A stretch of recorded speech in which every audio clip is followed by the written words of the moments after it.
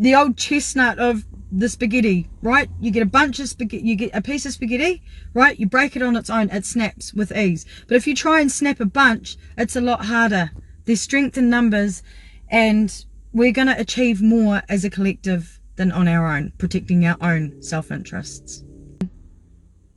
You know, anybody that's been labelled a conspiracy theorist or, you know, wearing a tinfoil hat, you know what's coming. You know what's coming. The world is just going to turn into an even darker, more horrible place next year. And it's just like, where's your fight? Where's your fight? Where's the fire in your belly? Where's the fire in your heart to actually stand up for something? Last time Rach and I spoke, which is about 2 weeks ago now, Rach had been admitted to hospital. She was having the sensation of being nauseous. She collapsed and she had a seizure in prison, and she was taken to hospital. When she was taken to hospital, they had her in really, really big, heavy handcuffs with a chain linking from her hands to her feet. Rach is not a big woman. This is a complete overkill. And she's not a violent woman. She's not a violent criminal, and we all know that she doesn't belong in there.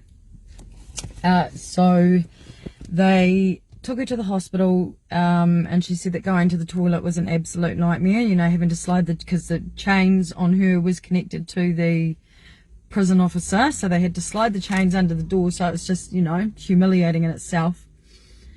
And the results, I haven't been able to speak to her to get the results, but it's, you know, kind of obvious that it's really not the place for Rach. And,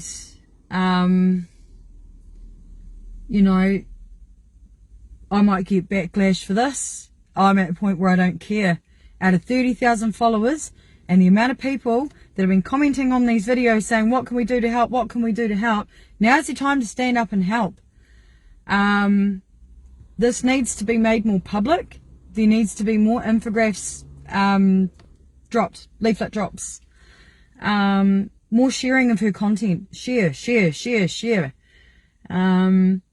A lot of people are holding back because of, you know, the implications that it's going to have on themselves. But, you know, ultimately, if it was you in Rachel's shoes, you know, you'd want people to be loud as well. What she did was a selfless act. Ultimately, yes, honestly, a little bit more planning could have gone into it, but she wasn't acting out of malice or spite. She was acting in the interest of truth and restoring divine law. And also too, you know, it's those who save others save themselves. You know, we're in for some dark times. We're entering the period of tribulations. The Freemasonic timeline is running parallel with scripture, okay? You can go ahead and call me a crazy Bible basher, that's fine. I'll wear that title with pride, absolutely. But the truth is there. I seriously encourage people to investigate this, learn the truth, stop writing it off as a conspiracy, because it's actually not. And Rach is in there because she's thrown herself down, she's put herself on the line to educate us, to tell us all about this truth that has been hidden for, what, since the 1600s? I need a minute.